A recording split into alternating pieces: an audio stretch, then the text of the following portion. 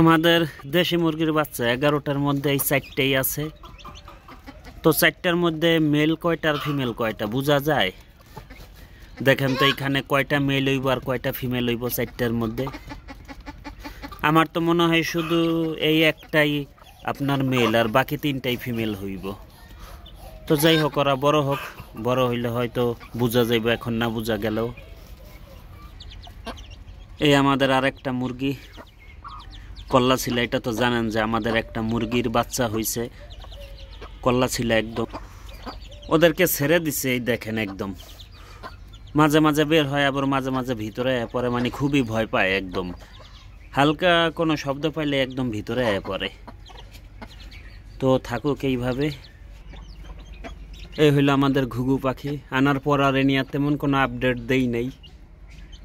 তো এই হইলো ওদের সেট আপটা, এরকম করে দিছি। এরকম নিচে একটা কাঠ দিয়ে দিছি, আর উপরে দিয়ে এরকম 2টা গাছের ডাল দিয়ে দিছি। আর ওই দিকে ওদেরকে মানে বাসা বানাই দিছি।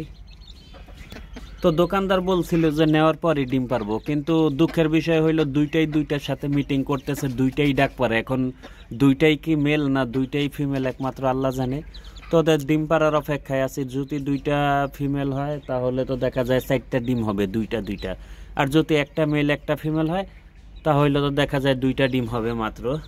তো ওদের সেট আপটা এরকম করে দিছি, নিচে বালু আর খাবারের পাত্র, পানির পাত্র হইলো এই যে খাবারের পাত্র দেওয়া আছে, এইদিকে এই যে পানির পাত্র দেওয়া আছে।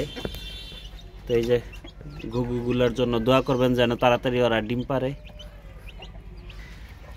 এইদিকে আমার 9টা বাচ্চা।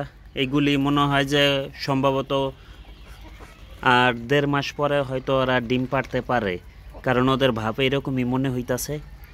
ওরা খুব ডাকাডাকি করে, শুনছি ডিম পাড়ার আগে দেশি মুরগি নাকি সবসময় আওয়াজ করে। আবার ওরা 1-2জন করে দেখি মিটিংও করতেছে। তো এইখানে 4টা আছে আপনার মেল আর 5টাই আছে ফিমেল। তো সবগুলারে রেখা দিমু ডিমের জন্য, এইগুলারে, যেহেতু এইগুলা ভ্যাকসিন করানো আছে। আর ওইদিকে একটা কষ্টের কথা কই, ওর 4টা বাচ্চা ছিল, টাইগার মুরগির বাচ্চা। তো 4টা বাচ্চা এই গুটি উঠে মারা গেছে। এখন আবার ডিম পাড়ার জন্য প্রস্তুতি নিতেছে, দেখা যাক কি হয়। এদিকে হাঁসগুলো আদার খাইতেছে। ওদের খাবার দিছিলাম আরও আগে, এখনও রয়ে গেছে খাবার। দেখছেন তলায় গেছে একদম।